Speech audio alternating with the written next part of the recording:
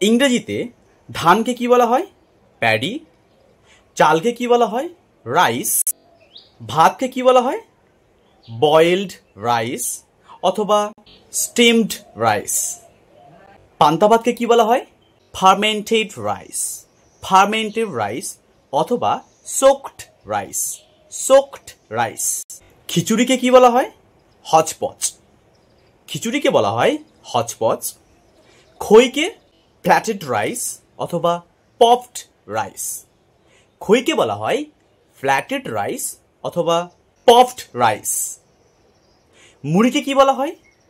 মুড়িকে বলা হয় puffed rice. Puffed rice. পায়েসকে ইংরেজিতে কি বলা হয়?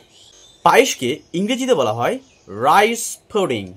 Rice pudding. পোলাওকে ইংরেজিতে বলা হয় পিলাফ। পিলাফ। পরোটাকে ইংরেজিতে বলা হয় ফ্ল্যাট ব্রেড।